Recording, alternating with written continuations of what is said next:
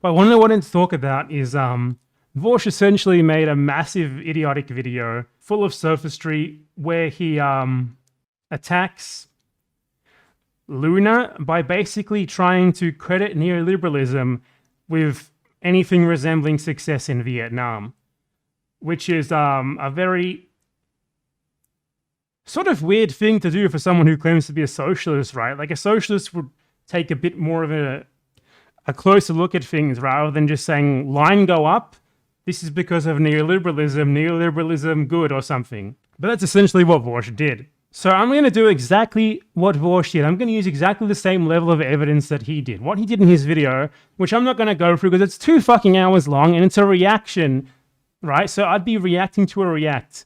And I've had enough of that. So I want to refute one specific point, which was essentially he Googled Vietnam GDP per capita and said, look, line go up. Line go up, neoliberalism, good. So let's take a look at that. Here is graph, GDP per capita, line go up. Now let's talk about why line go up here and also here, okay? So as I'm sure everyone knows, Vietnam was the victim of an incredibly destructive war led by the US Empire in the 60s and 70s. That war completely devastated the country. It killed millions, destroyed whatever little economic base it had under French colonialism, and left the government to rebuild afterwards. The new communist government, which was not led by Ho Chi Minh because he was dead by then.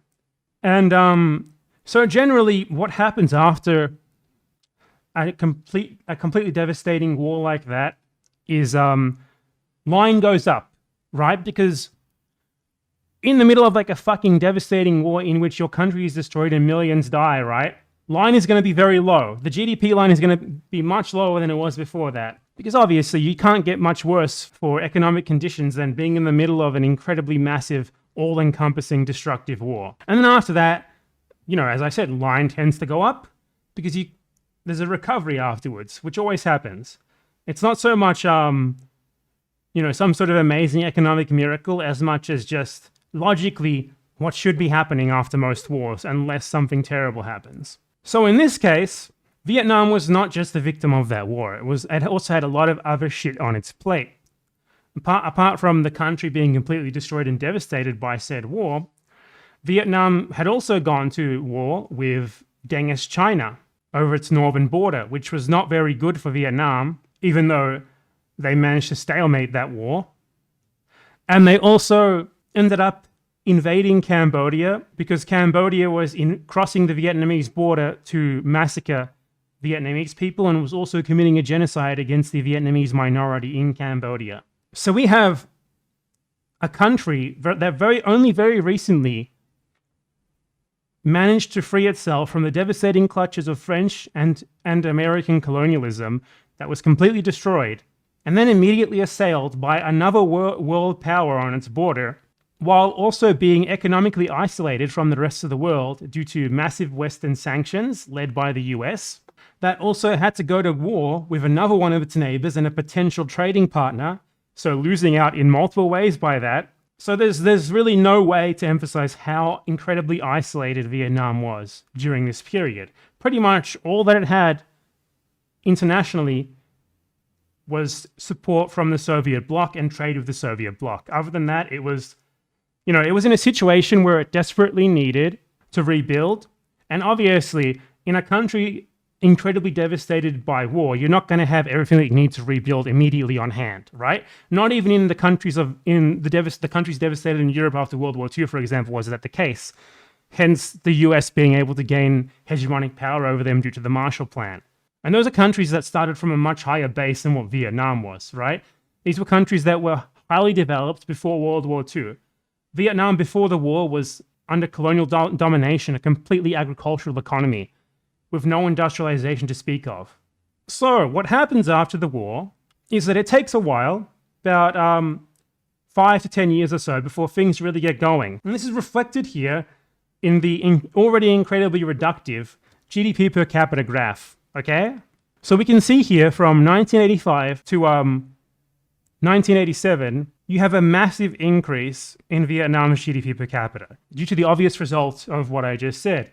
After multiple wars, in fact, regardless of the disadvantages the country was facing, it entered a massive period of economic rebuilding, of really just kind of not really so much rebuilding because there wasn't really much there, but meager efforts to industrialize, etc., which when we're basically talking about nothing, have a huge effect. So from 85 to 87, the GDP per capita literally more than doubled. This is before the later economic reforms. So what we have here is pre-economic reforms. We have very solid macroeconomic growth, at least by the obviously reductive GDP per capita measure. But I mean, that's what Vorscht used, so I'm going to be just as lazy as him and use it myself. And then with the fall of the Soviet Union in the final years of the 90s, there's obviously a massive economic crash, a very infamous period in Vietnamese history. And the reason that this happened is because Vietnam was totally isolated. Because not only was it enemies with China and the Western Bloc, but now the Soviet Union collapsed and was no longer interested in trading with Vietnam, which was previously pretty much the only trade partner, the only geopolitical support that Vietnam had. Same thing happened in Cuba, by the way. Though Cuba dealt with its crisis in a different way by looking for different forms of inflows of foreign currency and promoting the tourist industry once more. Vietnam, obviously, very unique situation here. An incredibly poor agrarian country is not very capable of recovering yet again from another massive crisis. When it just started recovering from the previous complete devastation and economic isolation that it suffered thanks to US imperialism a couple of years earlier. So when you talk about like Vietnam opening up, or I guess Vorscht and his fans try to frame it as neoliberalism, but that's because they don't really know what neoliberalism is, because Vietnam then and now is incredibly not neoliberal. It's an incredibly state-directed economy. Well, not so much state-directed, definitely state-owned. And the state dictates who can participate in this economy and how they can do it.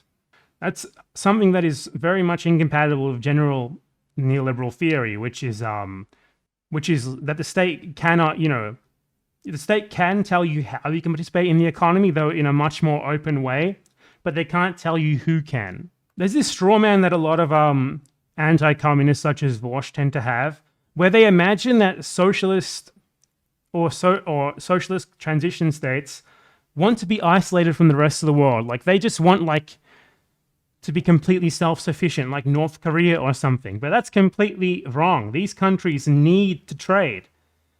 They want to have the option to trade with as many other countries as possible.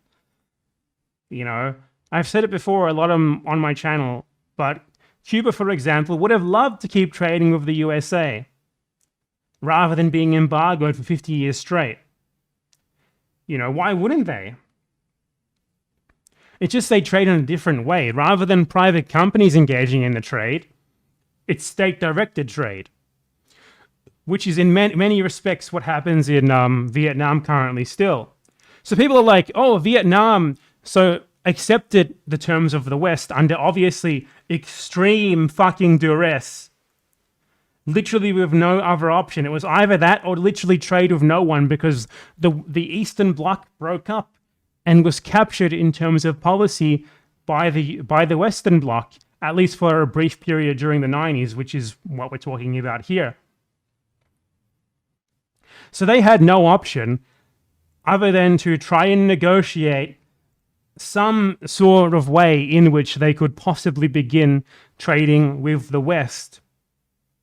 And the US especially, because at this point, obviously, the US is already the world's biggest economy. So these people are like, Vietnam started trading with other countries.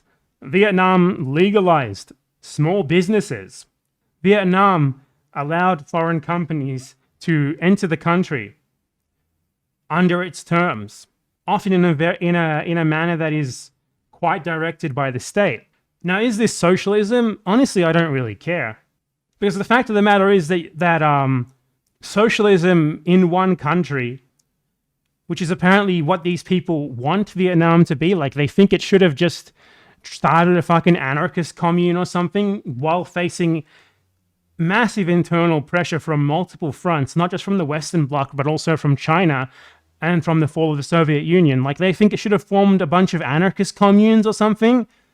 I would like to see how that form of organization would hold up to all of this fucking external pressure against the revolution.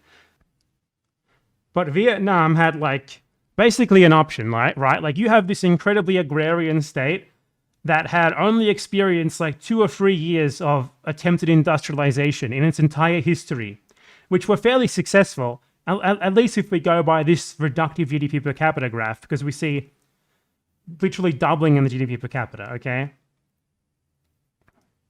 And you have a choice between doing something to be allowed to do very basic forms of trade with other nations that are required in order to develop your country in any sort of meaningful respect, unless you just want to be like an isolationist agrarian empire like fucking Khmer Rouge one or something, which good luck with that. Try not to kill 3 million people while you're at it. So obviously, they had to cave into some of the terms of the West. That's imperialism, right? It's an imperialist imposition on Vietnam. And even still, Vietnam managed to negotiate fairly favorable terms compared to many others who had to submit to IMF loans and to the US's terms to get Western sanctions removed, etc. Like they only, as I said, they only legalize small businesses. They refuse demands regarding privatizations. They refuse demands regarding the dismantling of welfare programs, of many workers' rights, etc., etc. So what they did was a selective influx of foreign capital into the country. Now, obviously, this is less than ideal in a supposedly socialist country, but the fact of the matter is that socialist projects like this have to balance. The reality is that they have to balance external and internal subversion. It's very and like the sort of socialist ideal. Sure, socialism as a system, as a world system, communism as a world system would certainly work. In one single, completely isolated country, completely cut off from the entire rest of the world, yeah, less so. And you have to consider that we're talking about a country that, very much like Russia, on the eve of the Russian Revolution, was not industrialized. It was even less industrialized. Russia had at least gone through the level of the first industrial revolution in some places like St. Petersburg. Vietnam had very limited industrialization in Hanoi and Saigon. Extremely limited. Nothing like St. Petersburg. There's a reason why Lenin, for example, initially thought that it would be a good idea to implement a sort of fast-track state capitalism in the new economic policy. Because capitalism is obviously a required stage of development when you get out of feudalism. Now, Vietnam was not feudalist per se, but it was incredibly agrarian. It was sort of in a stage between like capitalist and feudalist agrarianism, based more on smallholding farmers than typical feudalist structures, but still definitely not capitalist in any meaningful respect. Now, what I would like to say here is, if you're arguing that Vietnam like turned neoliberal and it turned everything around, you need to operate off the counterfactual. Like, what if, for example, the external circumstances didn't abruptly force a change in the Vietnamese program? What if the Soviet Union continued as it was during the 80s, kept trading with Vietnam? The counterfactual are these 2 years here before the economic crash caused by the fall of the Soviet Union in 1989, which reduced GDP by GDP per capita by 5 times.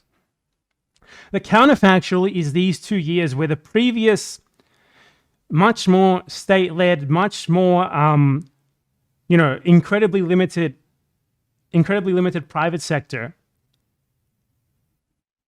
increased the size of the country's GDP per capita, at least in that by those reductive terms, which again I don't like to use, but I'm happy to use them when my opponents are using them. More than doubled, right? The fact of the matter is that the so-called market liberal reforms, whatever you want to call them afterwards, in reality, Vietnam is just self-evidently not a liberal country, not economically, not socially, not in any way, shape, or form. Not politically, not economically, not socially.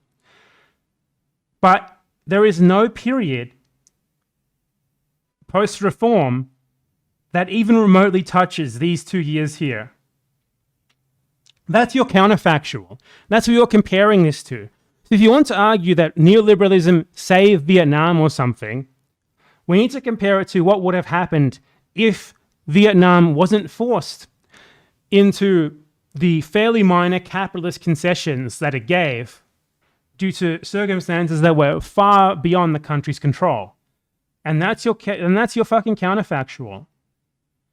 The fact of the matter is that the reason for this growth after this period of economic crisis post-Soviet Union has practically nothing to do with the actual reforms themselves, and more to do with the fact that Vietnam was starting from basically nothing.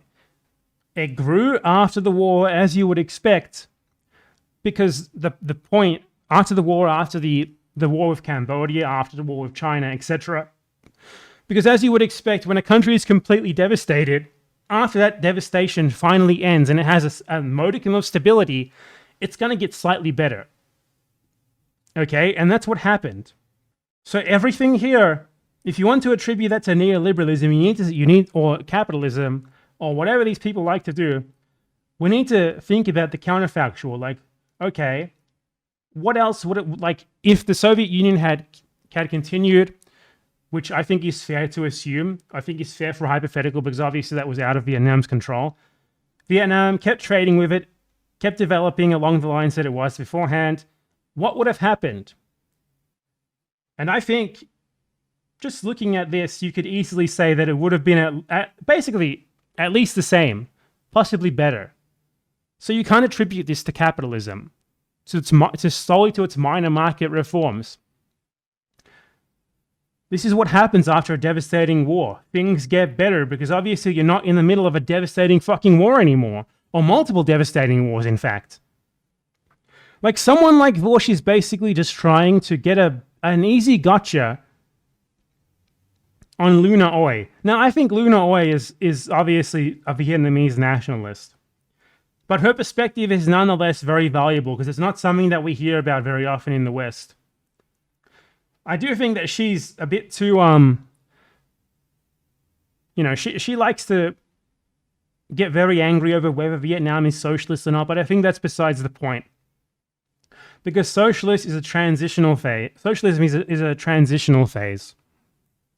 A country that calls itself socialist or whatever you want, when it's one single small poor country amid a sea of opposition to what it's doing, it's very difficult to realistically continue along Puritan socialist lines.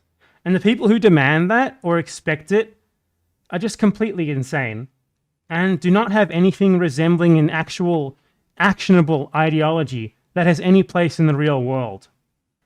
I think people get too hung up on whether these countries have systems that technically qualify as socialism, as in, do the workers literally own the means of production themselves? Obviously not. And I don't think that the state controlling them qualifies as being that either. But I don't care also. I don't give a fucking shit. Because the fact of the matter is, they're not remotely at any sort of stage where they could do that, even if they wanted to. So talking about it is fucking moot. They're essentially under siege. Under siege by countries that want them to immediately implement capitalism and completely dismantle whatever little bit of the revolution that might still be there. So if you look at these countries and all that you have to say is, haha, it's not technically socialist by this two-sentence definition that I have here. Rather than looking at socialism as a much more dynamic transitional phase to better forms of socialism and then to better forms of, to like a final stage being communism or you know, your fucking anarchist commune shit, you're just a child. And you're not in this because of any real sort of actionable politics. Rather, you're just in it as some sort of club or something where you can think about how incredibly awesome and pure you are. Especially, you know, these people especially love to talk about how pure they are relative to like third world communists. It's easy to talk about that when you're in the fucking USA and you want people to vote for Joe fucking Biden for some reason, man. Same sort of shit with Cuba. It's like people are like, oh my God, why doesn't Cuba have free and fair elections immediately? Why don't they immediately implement liberal democracy? Do you think it might be because there is a country 90 miles away that has spent the last 60 years doing everything possible to subvert the Cuban Revolution, and every little inkling that it has gained materially, that its people have gained materially? Do you know what would happen if there was a liberal democratic election in Cuba? The US would fucking fund whichever candidate they like the most, do everything possible to manipulate it. They would not allow any winner other than the candidate who they wanted. This is exactly what happened in Russia after the fall of the USSR. The Communist Party was going to win the first real election, so the USA literally rigged that election. They rigged that fucking election so that Yeltsin would win. That is exactly what would happen if Cuba did what these fucking dumbasses demand of it. But even worse, because in this case, we're not talking about a tiny country right next to the USA. We're talking about the Russia on the other side of the world. So if the USA could rig that election and give Yeltsin the win, imagine what would happen in fucking Cuba. Not to mention that a liberal democracy is not even remotely the sort of political system that socialists should be advocating for. That would be a fucking regression from what they have now. You know, it's possible to acknowledge that protests in Cuba are not necessarily CIA or whatever, and also acknowledge that just immediately instituting a capitalist liberal so-called democratic system of representative democracy in Cuba, specifically designed, by the way, to stunt any possibility of actual democracy. Just whoever the US chooses is going to immediately fucking win that election, and they're going to immediately dismantle absolutely everything that Cuba has.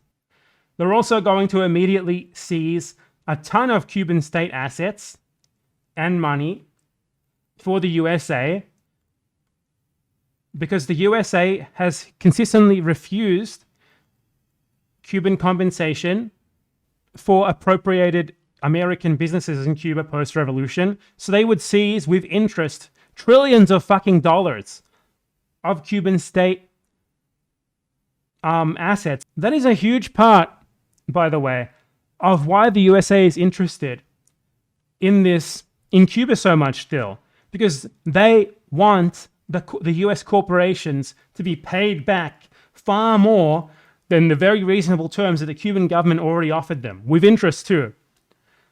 Every single country in the world has already settled their compensation claims with Cuba. Every single country. Canada, Europe, other Latin American countries that had corporate assets in Cuba appropriated, they settled their claims with Cuba amicably. The USA has consistently refused to settle them because they want to get these fucking completely exorbitant claims in the tens of billions to hundreds of billions of dollars total, which is multiple entire years of the Cuban GDP. That is a huge part of why they're interested in this so-called liberal democratic change in government in Cuba, because they want a government that will give them that. Anyway, I don't know. I don't think that segment was very coherent, but I'm going to end it there because I think I made the points that I wanted to make, though maybe without as strong of a conclusion as I wanted to. There's just some examples of how you need to think about these things, these sort of very imperfect socialist projects, because they are socialist projects. They might be they might have elements of capitalism, absolutely. They might even be capitalist. But the thing is, you can't say that the Vietnamese project has reverted in the way that the Chinese project has. Because Vietnamese socialism never even really had a chance to get off the ground in the first place, as Chinese socialism did.